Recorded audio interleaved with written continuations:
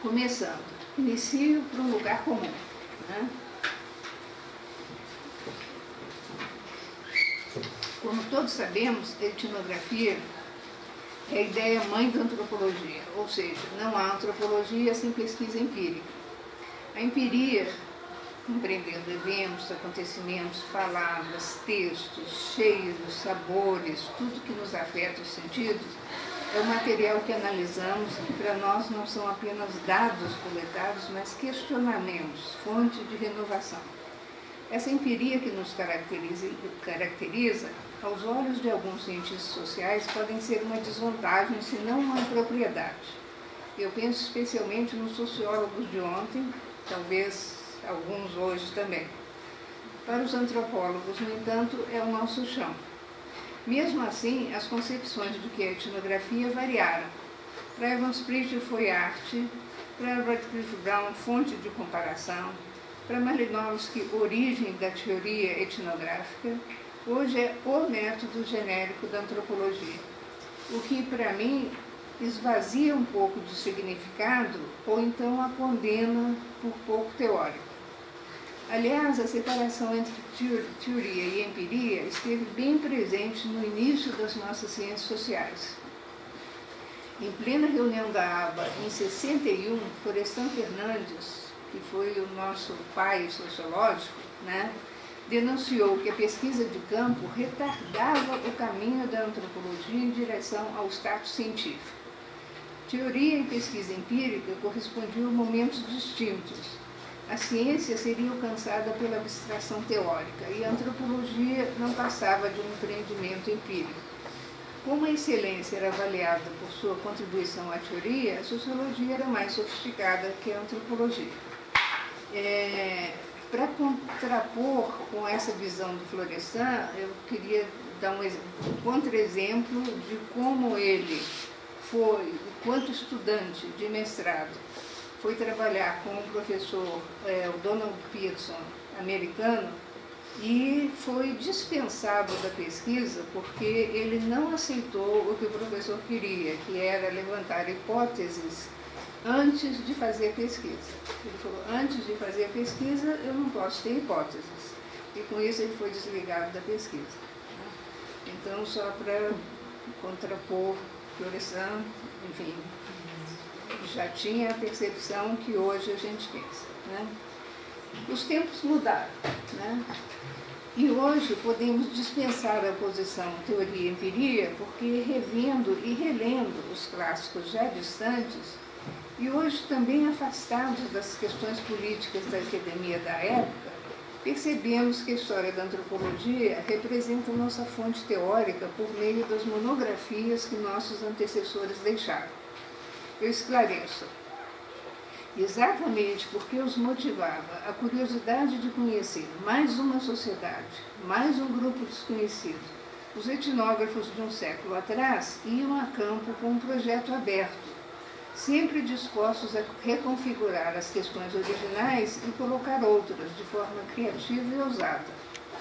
Era o momento da exploração, no duplo sentido, lógico, né? Mas aprendemos daquele momento em diante que o método etnográfico implica a recusa a uma orientação definida previamente. O refinamento da disciplina, então, não acontece num espaço virtual abstrato e fechado.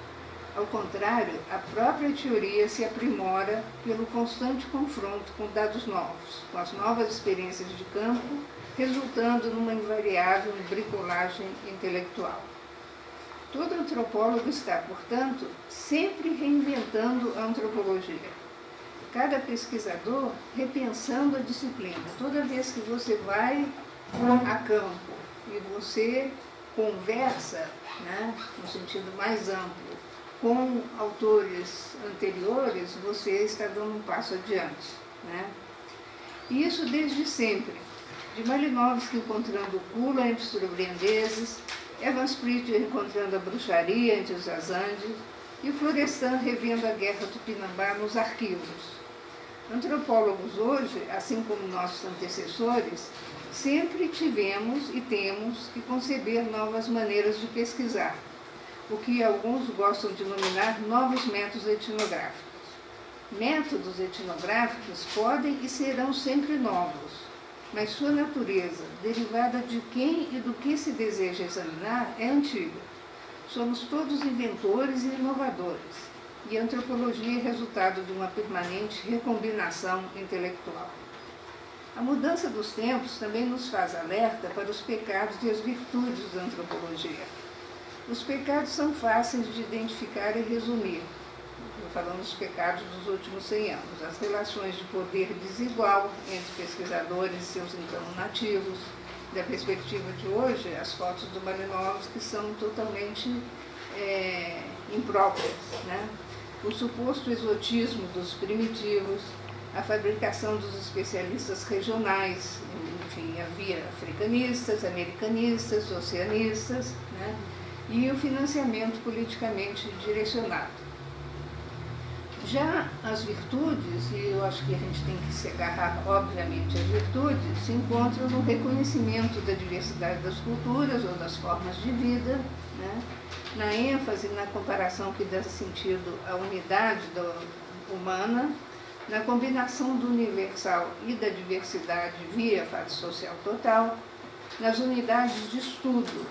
E aí eu acho que tem um ponto importante, que, enfim, as unidades de estudo da antropologia estão para além ou aquém do Estado Nacional e, portanto, distantes do perigo do nacionalismo metodológico, e isso aí eu ponho entre aspas, nacionalismo metodológico, que preocupa os sociólogos hoje, né? Então, esse não é um problema que nos afeta, né? E nos constantes empréstimos que atravessam outros modos do conhecimento, biologia, linguística, filosofia, psicanálise, etc. E mais importante, no resultado fundamental da pesquisa de campo, o despertar de realidades e de agências desconhecidas no senso comum, especialmente no senso comum acadêmico. É este contraste, essa surpresa sempre à espreita dos pesquisadores, esse destemor em explorar o mundo em que vivemos, este colocar-se em perspectiva, a negação de demarcação de fronteiras intelectuais e a disposição a nos expor ao imponderável e a vulnerar nossa própria cosmologia, essas são posturas que estiveram sempre presentes, ontem e hoje.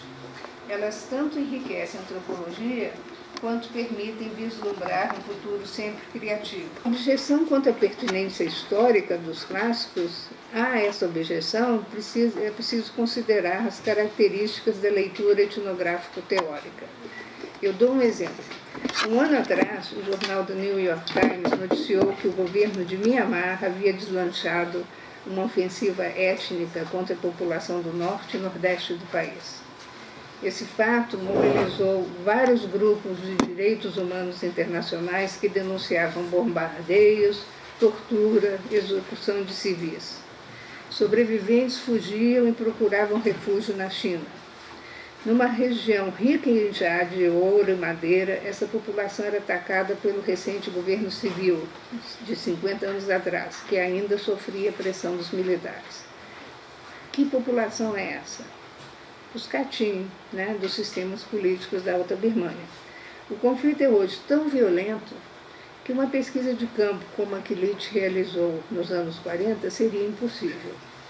Mas foi o próprio Leach que chamou a atenção, 30 anos depois, que as colinas de Kachin haviam sido convertidas em arena militar para tropas mercenárias. Leach então ficou preocupado, isso na introdução de uma reedição dos sistemas políticos, 30 anos depois, de alertar, como nas boas ficções, que era um mero acidente qualquer conexão entre a constituição do livro e os fatos etnográficos observáveis empiricamente. Eu acho que nem era preciso, né? Porque monografias nunca foram respeitáveis pelo retrato fiel de uma realidade, né? E isso eu acho que é preciso ter em mente. Tema que o próprio Leach se incumbiu de enfrentar quando insistiu que etnografias são ficções, que se traduzem como se fossem equilibradas. Assim, continuamos a ler sistemas políticos da Alta Birmânia não como documento histórico, porque como documento histórico é história, mas por sua contribuição teórico-etnográfica, isto é, por contestar os sistemas de equilíbrio então influentes na antropologia, por eliminar a ideia de sistemas fechados, seja uma tribo, uma aldeia, etc., por propor que podem ser considerados rituais todos os aspectos comunicativos das relações sociais, indicar como sistemas políticos podem oscilar em uma só região, né? E, finalmente, talvez seja o mais importante para nós hoje, chamar a atenção para o fato de que os limites e as fronteiras da sociedade não são coincidentes com os da cultura, né? Sociedade e cultura podem não coincidir, lição que ainda vai contra o senso comum e é, portanto, fundamental para entendermos o mundo de hoje, em que movimentos e fluxos transnacionais confrontam e, paradoxalmente, reafirmam nacionalidades. Se o mundo muda, boas monografias continuam a nos inspirar porque não são retratos fiéis, mas formulações teórico-etnográficas. Political Systems é etnografia que traz encravada novas posturas teóricas. O fato de as monografias clássicas estarem distantes no tempo, paradoxalmente, nos ajuda a renunciar a uma avaliação presentista. Por outro lado, preenchem também um papel sociológico importante, o de embasar os diálogos além fronteiras. Se eu saio do Brasil e vou para a França ou vou para a Índia, né, quais são os livros que nós temos nas nossas bibliotecas, né, básicos? São os mesmos, né? Uso esse exemplo para ressaltar mais uma vez o fato fundamental de que as monografias não são resultados simplesmente de métodos etnográficos, elas são formulações teórico-etnográficas. Etnografia, então, não é método, toda etnografia também é teoria, e isso, enfim, numa cápsula é o que eu gostaria de que ficasse marcado. Aos alunos sempre digo que desconfiem da afirmação de que um trabalho usou ou vai usar o método etnográfico, porque essa afirmação só é válida para os não iniciados. Se é boa etnografia, será também contribuição teórica. Mas se for uma descrição jornalística ou uma curiosidade a mais no mundo de hoje, não trará nenhum aporte teórico. E eu acho que dos menores eventos que se pode observar até os mais complexos ao estilo Kula, você tem uma contribuição e você tem que almejar uma contribuição teórica, né? E não simplesmente descrever. Passo para o papel das monografias para falar um pouco da importância que eu atribuo à leitura de monografias inteiras, completas. O Gabriel já conhece, todos que fizeram um curso comigo já. Mas para notar o seguinte, recentemente, na época, aluno de mestrado fez uma dissertação sobre os cursos de pós-graduação obrigatórios, em vários programas de pós-graduação. Isso atinge a UNB também, tá?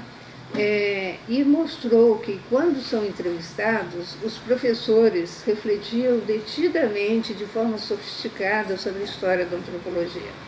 Mas, quando traziam essa reflexão na organização das matérias, essas ainda mantinham o velho esquema de apresentação de escolas: evolucionismo, culturalismo, antropologia social britânica, hermenêutica, antropologia pós-moderna, etc. E geralmente apresentados pela via de historiadores ou comentadores. E, se eu posso dar uma indicação, leiam as monografias inteiras, né, e não se atenham a comentadores, né, porque vocês terão a sua própria visão do que o livro está dizendo a vocês, né? A adoção dos rótulos, dos essencialismos, do que eu chamo das caixinhas fechadas e das classificações, vai contra o fato óbvio de que escolas, né, todas essas escolas que ficaram conhecidas, só existiram e só existem a posteriori, geralmente como uma conotação política de superação, ou quando apresentadas no momento em que são definidas por posição política da novidade. Se queremos formar antropólogos e não meramente ensinar antropologia, precisamos ser reflexivos. Não há uma história da antropologia e cada um de nós terá construído uma delas, né? Devemos deixar espaço para que nossos antecessores possam nos falar sobre sua experiência, possam nos informar sobre os problemas teóricos ou existenciais que enfrentaram, possam, enfim, nos fazer refletir a partir do que fizeram, lembrando que aprendemos pelos bons e pelos maus exemplos. O resultado é que a nossa história será sempre espiralada, nunca evolutiva nem unidirecional. E aí só um comentário: se a história da antropologia fosse a base da boa formação, o Stocking teria sido o maior dos antropólogos, né? O George Stocking, que escreveu sobre a história da antropologia. Mas ninguém se forma um antropólogo lendo Stocking. Enfim, Stocking faleceu recentemente e nos últimos anos ele escreveu uma autobiografia.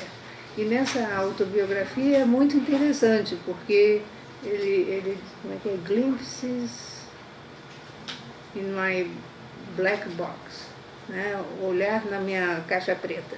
E ele insiste constantemente que ele não é um antropólogo, ele é um historiador. Né? Ele é um historiador da antropologia que por acaso escolheu a antropologia para objeto de pesquisa dele, né? Mas ele não é um antropólogo. Né? Eu tive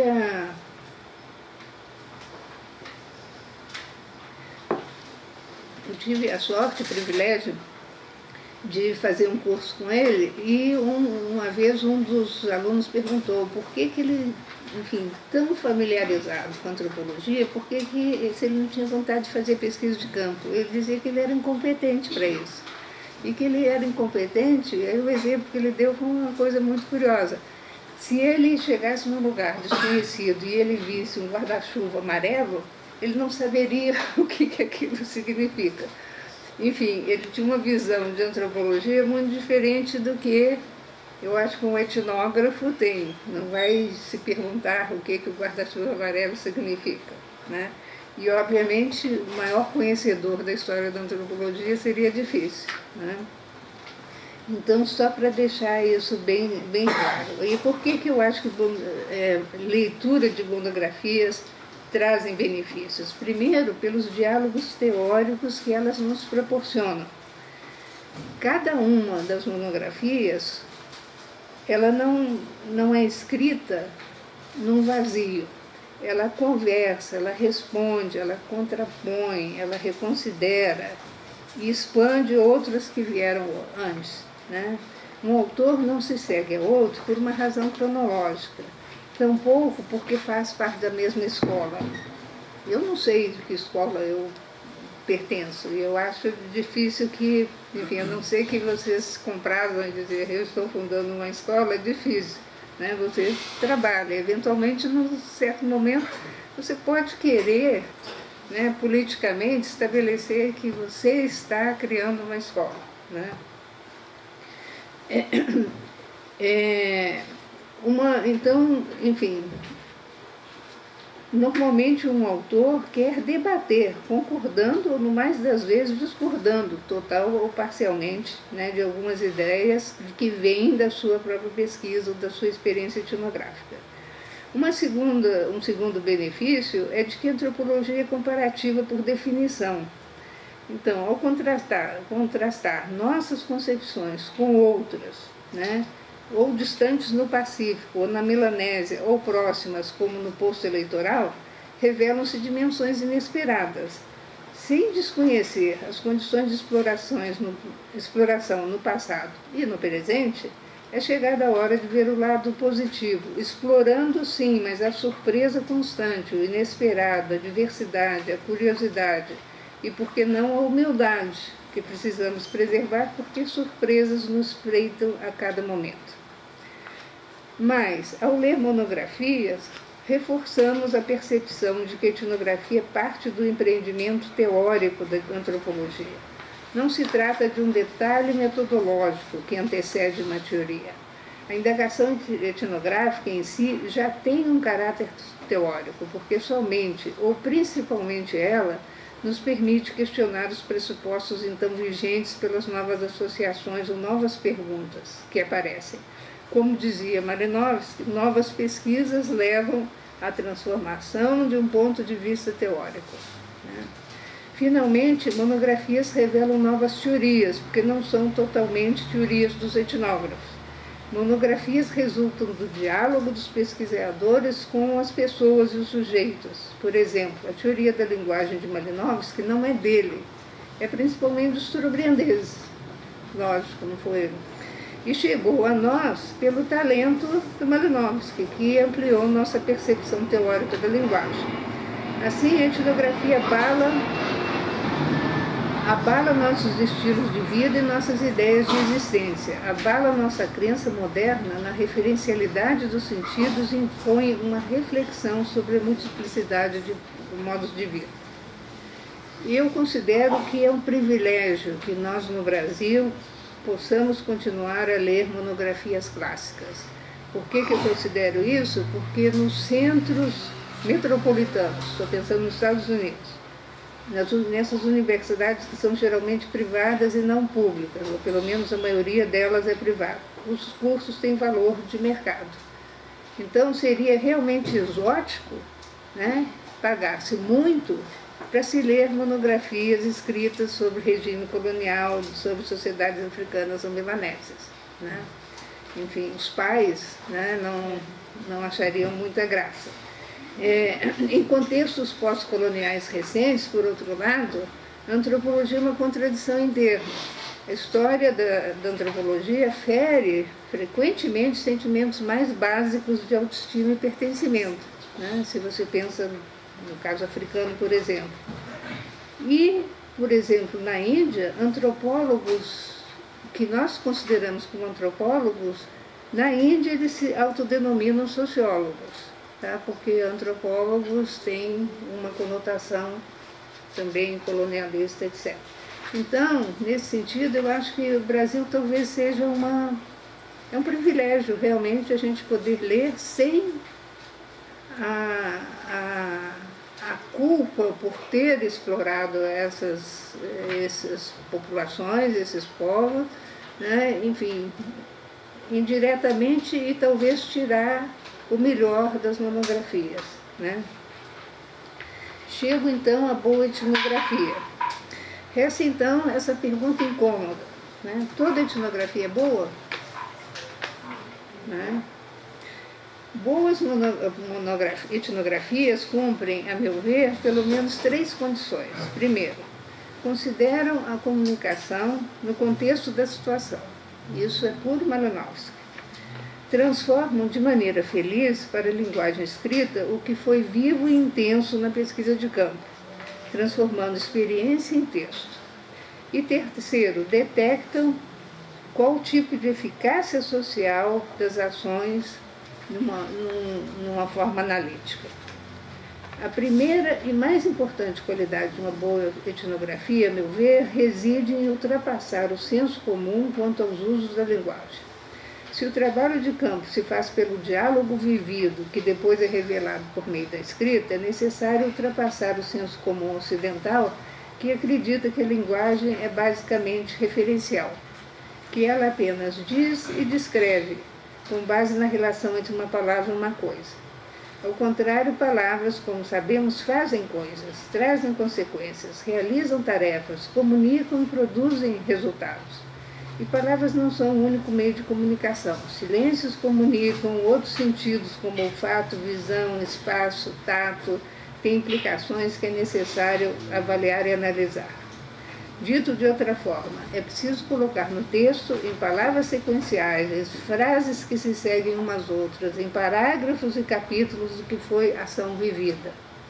Este talvez seja um dos maiores desafios da etnografia. E, como todos sabemos, não há receitas pré-estabelecidas de como fazer. Recentemente eu pensei que esses títulos espirituosos e evocativos dos trabalhos etnográficos do século passado, tanto nos livros quanto nos artigos, e eu estou pensando Nascimento Virgem, Twins, Birds and Vegetables, Some Models in the Models, e talvez, e hoje mesmo, nos nossos próprios trabalhos, né? Talvez revelem o desejo do etnógrafo de provocar o leitor, tanto quanto de insinuar o lado surpreendente da experiência da pesquisa. A persistência até hoje do caráter poético dos títulos de artigos ou monografias talvez indique o desejo de chamar a atenção, não para aquela contribuição que seja reconhecida como científica, mas para a complexidade da tarefa, que é comunicar uma nova descoberta que reavalia a teoria, que alcança novos voos, que provoca novas dúvidas, que amplia o leque das possibilidades interpretativas. Eu ultimamente tenho visto que é uma nova tendência, que é usar uma frase nativa, né, como título e depois um subtítulo acadêmico, né? Enfim, não sei, vocês podem pensar em alguns, certamente vocês vão achar pelo menos no Brasil atualmente, né, as dissertações de mestrado, doutorado, tem uma frase nativa em que você se surpreende, que chama atenção, e depois um título descritivo, né, para a gente saber enfim, qual o contexto daquela frase.